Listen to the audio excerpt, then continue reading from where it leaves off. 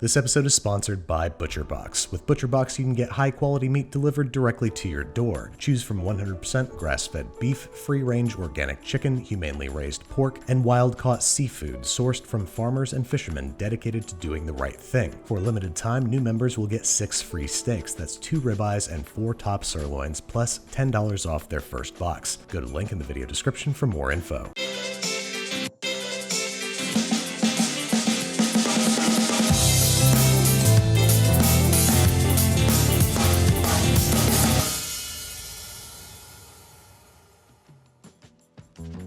Alright, so just like meatballs, any great meatloaf starts with a panade, a mixture of milk and seasoned breadcrumbs that helps give the meatloaf structure and keep it moist. Plus, I like to add 1 teaspoon of garlic powder to my 5 ounces of breadcrumbs and 6 ounces of milk. Once we got ourselves a nice milky, bready paste, it's time to add vegetables. And so we don't end up with large, crunchy chunks, I like to grate mine on the large holes of a box grater. 1 medium carrot and 1 medium rib of celery. Plus, I've got half a small onion here, which you could grate as well, but it's going to have a stronger onion flavor. Then I also like to add a 1/4 cup of tomato paste, 1½ teaspoons of Worcestershire sauce for that nice 1950s flavor, a 1/4 cup of finely chopped parsley, and 2 large eggs thoroughly beaten with a fork or, of course, a tiny whisk. And then it's super not traditional, but I like to add 1/8 cup of finely chopped fresh basil. Does this make it more like a giant meatball than a meatloaf? Kinda. Is that a problem for me? No. We're also seasoning with a teaspoon of kosher salt and 1½ teaspoons of freshly ground black pepper. Then we're mixing until evenly combined, mixing this together before adding the meat. 2 1/4 pounds of ground chuck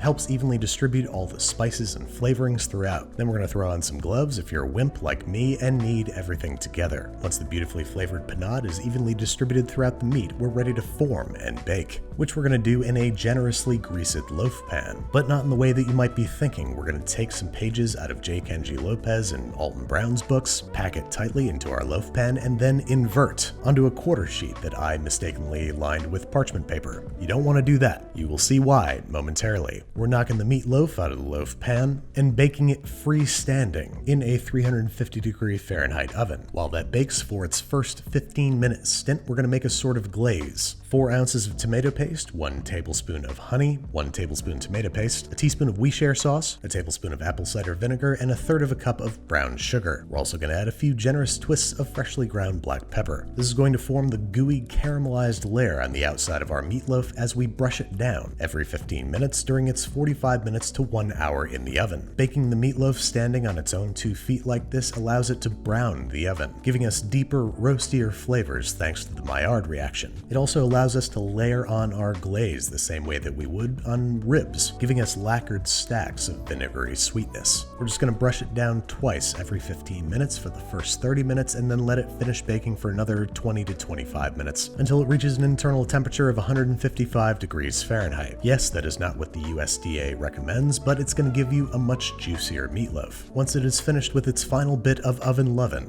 I'm going to temp it, take it off the pan, and put it onto my intended serving platter, and admire all the grease in the bottom of my pan. This is grease that your meatloaf would normally be swimming in, making it greasy. Then it's time to remove the parchment paper, which is when I discovered my fatal mistake. Turns out that parchment paper cannot handle all the moisture of this loaf, and it dissolves much like my confidence when shooting an episode about meatloaf. Once the loaf has rested for 10 minutes, it's time to slice and serve. And for a super basic, pretty quick meatloaf, this one is really tasty. The glaze is sweet and sticky and tangy, the meat is moist and flavorful, and well, that's really all there is to a meatloaf. But with this first loaf, I've learned a lot, and there's definitely some things that I want to experiment with. Perhaps most importantly, the not using of parchment paper, but also other stuff like grinding our own meat and making our own meatloaf mix. The classic formula for which calls for beef, pork, and veal. But I want to switch things up a little bit, so instead of veal, I'm going to use a boneless leg of lamb, which I think should bring some interesting, gamey, grassy flavors to our meatloaf. First step is to remove any silver skin or connective tissue, anything that your knife has kind of a hard time cutting through. If your knife has a hard time cutting through it, so will your teeth. Once we've removed the chewy stuff and the excess fat, we're cutting the meat down into 1-inch cubes, which we're going to spread out evenly on parchment-lined baking sheets and plop in the freezer.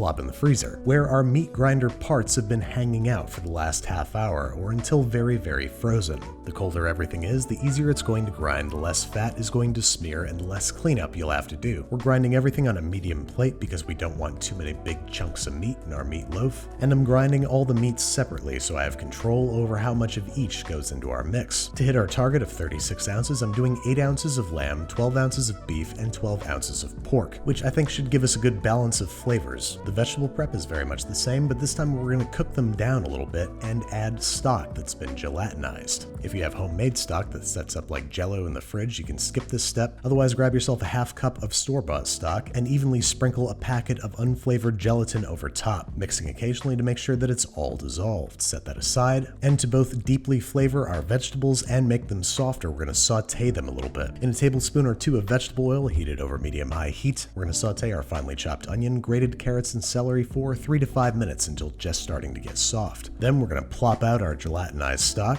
gross, let that melt, and let everything simmer together until the stock is cooked down by about 50%. Then we're going to crush in a couple cloves of fresh garlic, let that cook for a bit, and then before we can add this mixture to the meat, we need to let it cool completely. So spreading it out on a sheet pan is going to make it cool a whole lot faster. While that cools, we can make our panade. But we're not going to use store-bought breadcrumbs, are we? No sir, we're going to make our own. Into a food processor goes 3 pieces of completely stale artisanal bread, and this is totally optional, but a 1/4 ounce of dried porcini mushrooms, which are going to pack an umami punch. Then we're going to process these into some fine breadcrumbs, and process and process and process. You know what, I'm starting to think this is a job for a high-powered blender. Never mind what I said before, we're placing this stuff in a high-powered blender and processing until fine, trying not to breathe in that stinky mushroom dust. Don't worry, this is going to taste a lot better than it smells. Then I'm making a double batch of meatloaf, so I need a big old bowl, but I'm still going to narrate the amounts for a single batch, so don't pay attention that I'm breaking 4 eggs into this bowl. You're going to break 2 eggs into a bowl, which we're going to tiny whisk together with 4 ounces of buttermilk.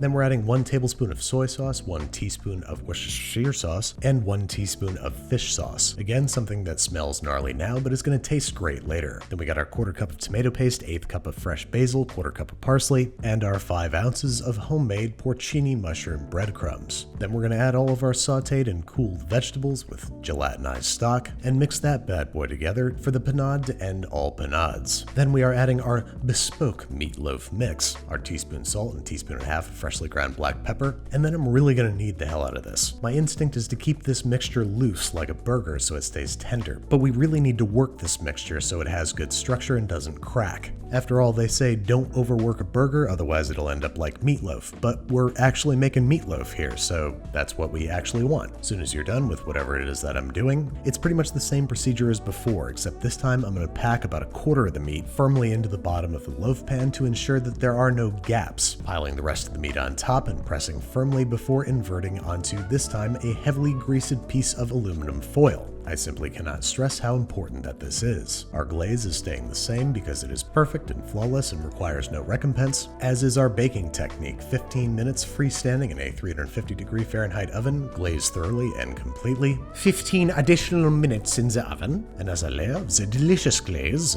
and then another 20 to 25 minutes in the oven, allowing to rest for 10 minutes before removing, slicing, and serving. Now this meatloaf has a significantly longer time requirement, and while grinding your own meat certainly gives you more control over what's going into the meatloaf, I think the real secret lies in all the flavors and umami boosters. But one beef I still have, so to speak, is the form factor. I propose that you make mini meatloaves, using the same method but with smaller loaf pans. These little guys cook a full 10 minutes faster and are much more maneuverable and less unwieldy than their big loafy brethren. And after a quick broil to set the glaze, they've got the same beautifully caramelized exterior with a much moister interior. And let's face it, smaller things are cuter, case in point, tiny whisk. But no matter the size of the meatloaf, all these recipes are going to turn out absolutely delicious. Think of the second recipe as a list of optional upgrades. You can add any one of them to your existing favorite meatloaf recipe to make them true members of the Clean Plate Club. Thank you again to ButcherBox for sponsoring this episode. ButcherBox is a game changer for home-cooked meals. Head to the link in the video description to choose your box type and delivery frequency. They'll ship you your order for free, frozen for freshness in an eco-friendly box. You'll spend less time searching for high-quality meat and more time time eating. For a limited time, they're bringing back their popular steak sampler deal. New members will get 2 ribeyes and 4 top sirloins free in their first box and $10 off, only for a limited time. Click the link in the video description for more info.